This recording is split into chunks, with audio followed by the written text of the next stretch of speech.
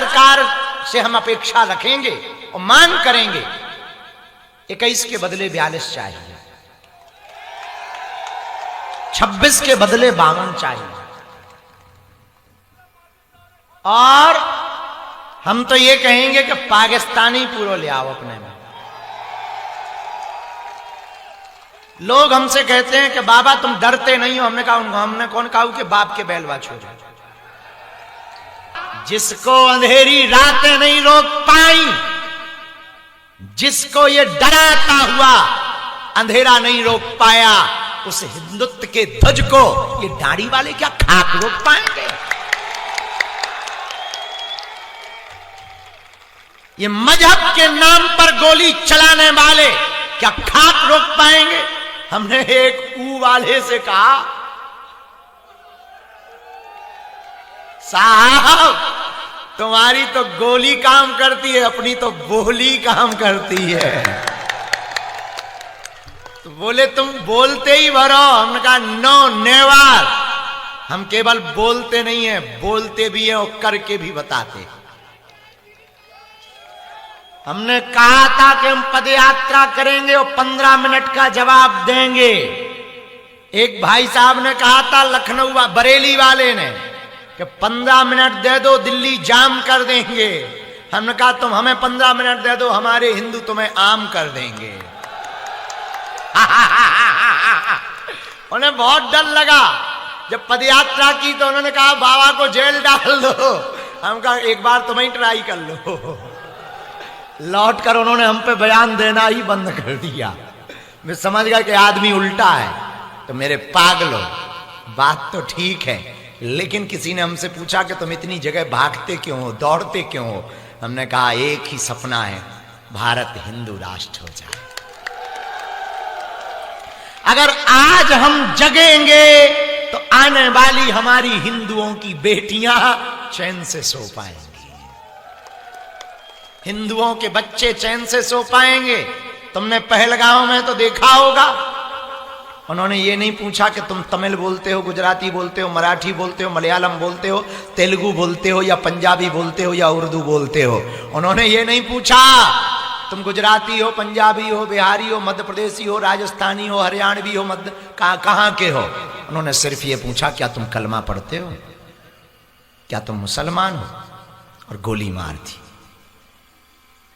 दुर्भाग्य है तुम्हारा और हमारा, हिंदुस्तान में जहां 80% हिंदू हैं, वहां हिंदू होना गुनाह हो रहा है।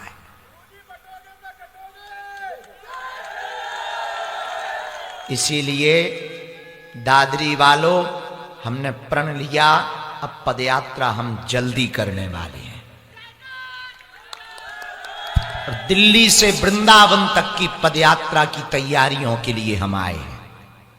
कल से पश्चिमी बिहार में कथा है 5 दिन की, और 5 दिन में हम तैयारी करके जाएंगे और यहीं तारीख घोषित करके जाएंगे।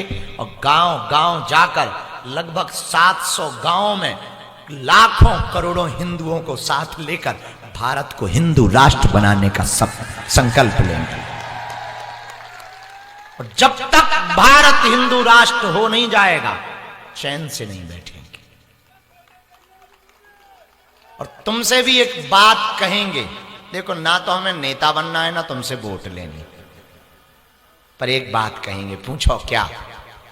अरे पूछो तो, तुम हमारा साथ दो, हम तुम्हें हिंदू राष्ट्र देंगे।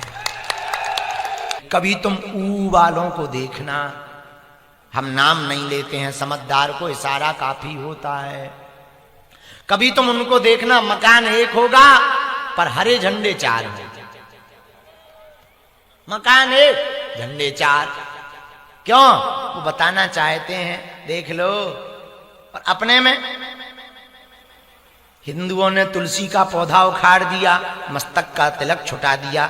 धोती पहनने में शर्म आती है, तिलक लगाने में शर्म आती है। मुसलमानों को ना टोपी लगाने में शर्म आती, ईसाइयों को चर्च जाने में शर्म नहीं आती, लेकिन हिंदुओं को मंदिर जाने में शर्म आती है, तिलक लगाने में शर्म आती है। इसलिए वो 6% से 22% हो गए और हम लोग धीरे धीरे घट रहे हैं।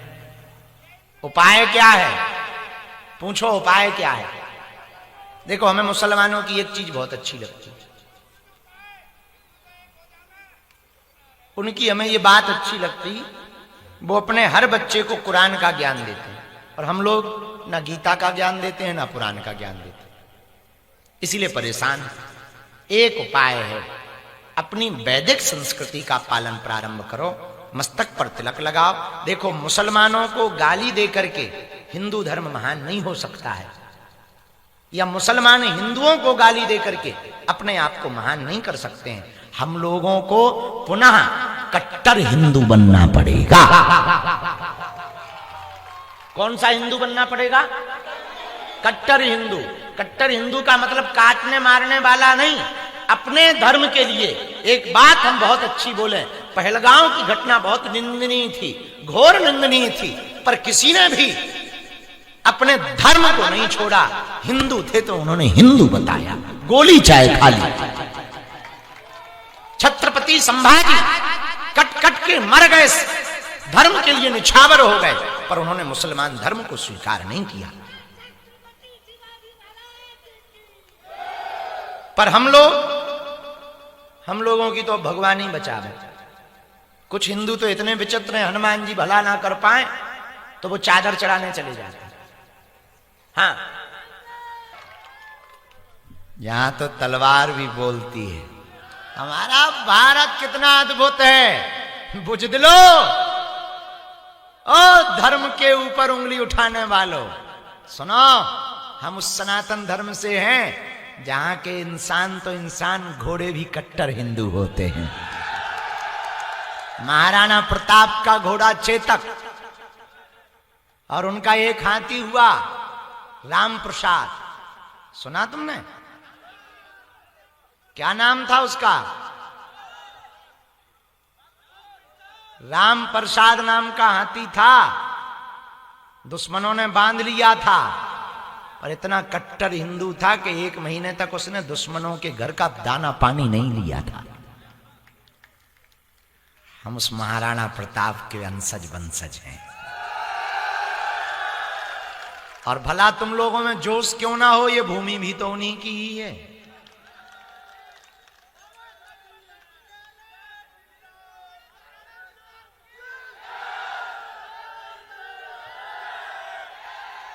छत्रपति वीर शिवाजी महाराज की, वीर संभाजी महाराज की, भारत हिंदू राष्ट्र की, सत्य सनातन धर्म की। तो खटाना गांव की इस भूमि पर आज धर्म ध्वज जो है लहराया गया। ध्वज का बड़ा महत्व है। हनुमान जी का निवास कहां है? ध्वज के ऊपर। हनुमान चालीसा पढ़ो तो वर्णन आता है, हाथ वज्र अरु ध्वजा विराजे कांधे मूंज। हनुमान जी महाराज ध्वज पर विराजमान होते हैं। देखो महाभारत का जो युद्ध हुआ उसमें भगवान कृष्ण ने अर्जुन को कहा कि तुम हनुमान जी को बुलाओ। हनुमान जी आए तो बोले बताओ कहाँ बैठोगे? तो हनुमान जी बोले हम तो राम जी के चरणों में बैठते रहे। तो भगवान कृष्ण बोले तुम राम जी के चरणों में बैठते रहे, एक काम करो हमारे यहाँ मूड पे बैठ जाओ। बोले मतलब? बोले आप एक काम करो, इस रथ पर बैठ जाओ। रथ पर एक ध्वज लगाया गया। हनुमान जी बोले हम तो ध्वज पे विराजमान होंगे। हनुमान जी ध्वज पर बैठ गए, इसलिए अर्जुन के उस महाभारत के रथ का नाम ही कपि ध्वज हो गया। और अर्जुन जी तीर मारे तो भीष्म पितामह का रथ कई 100 फीट पीछे चला जाए, लेकिन जब भीष्म पितामह तीर चलावे तो 1 इंच भी बाल बांका ना हो। तो अर्जुन जी भगवान कृष्ण से बोले देखो भगवान, सामने देखो, सामने नीचे देखो, भीष्म पितामह का रथ गड़ गया। वो हमारे गुरुजी हैं, लेकिन हमने खराब हाल कर दिया, खस्ता हाल कर दिया। तो भगवान कृष्ण मुस्कुराकर बोले नीचे ना देखो, ऊपर देखो। बोले मतलब? बोले ये अपना चमत्कार नहीं है, अपना रथ इसलिए नीचे नहीं गया, इसलिए पीछे नहीं गया क्योंकि अपने रथ पर इस ध्वज के ऊपर वीर बजरंग बली विराजमान थे। पर खटाना गांव की ये श्रद्धा दादरी के बहुत ही बिछड़े पिछड़े इलाकों को कहा जाए तो अतिशयोक्ति नहीं, पर यहाँ की प्रशासन को भी हम, पुलिस अधीक्षक महोदय को और कलेक्टर महोदय को और सभी ड्यूटी में भारत सेना के सिपाही, भारत माता के वीर सपूती और सिपाहिनियां, हमारी बहनें जो बड़ी देर तक यहाँ सायंकाल से आप सब लगे हैं, आपकी श्रद्धा और धैर्य को भी हम और आपकी ड्यूटी के प्रति कर्तव्य निष्ठा को भी हम लाखों बार धन्यवाद दे रहे हैं इस जिले के पुलिस अधीक्षक महोदय को। हमें आने में तो रात को 2 बज गए, पर हमारे हाथ में नहीं है कुछ, हम तो तुम लोगों के हाथ में ही चल रहे हैं।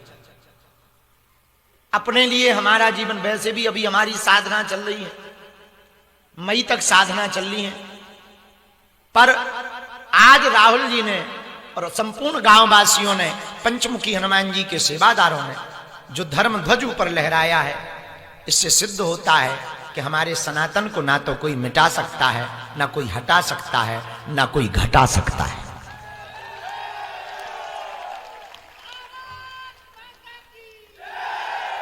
एक बात हम आपको दावे से कह दें, जिस प्रकार से आप निष्ठापूर्वक, हम अपना पहले वचन देते हैं, हम जीवन काल में ऐसी कोई भूल नहीं करेंगे कि हिंदुओं को नीचे देखना पड़े। हमारे जीवन का प्रत्येक पल हिंदुत्व के लिए है, नफरत नहीं। हम प्रेम के आदी हैं, पर गर्व से कहते हैं हम हिंदुत्ववादी हैं। हनुमान जी ने जो हमें शक्ति दी, हनुमान जी ने जो हमें श्वासें दी, हनुमान जी की जो सिद्धि कृपा प्राप्त है, 24 घंटे हमारा एक ही विचार रहता है कि कोई निराश ना चला जाए, जितने लोगों का भला हो जाए, जितने युवाओं को अपना पथ मिल जाए, अपना मार्ग मिल जाए, अपनी मंजिल मिल जाए, किसी रोगी को निरोगी काया मिल जाए, निर्धन को माया मिल जाए और अभक्त को भगवान की भक्ति मिल जाए, यही हमारी अपेक्षा रहती है। हम अपने लिए तो जी नहीं रहे। अभी कुछ दिन पूर्व में भगवान की कृपा से कैंसर हॉस्पिटल का भूमि पूजन हुआ, तो लोगों ने कहा कि पहले मंदिर बनवा लो। हमने कहा भैया, इस देश में 1-1 हजार करोड़ के मंदिर बने, पर हम चाहते हैं कि हम अस्पतालों में मंदिर नहीं, मंदिरों में अस्पताल देखना चाहते हैं। तो हमारे शिष्यों ने हमें बहुत रोका, बोले कहां से व्यवस्था करोगे, वैसे ही तो आप इतने थके रहते हो, इतनी कथाएं करते, इतना जागते हो, कहां से व्यवस्था करोगे। हम का करने वाले सब भगवान हैं, पर किसी दीनहीन गरीब को अगर निःशुल्क इलाज मिल जाएगा, उसका जीवन बच जाए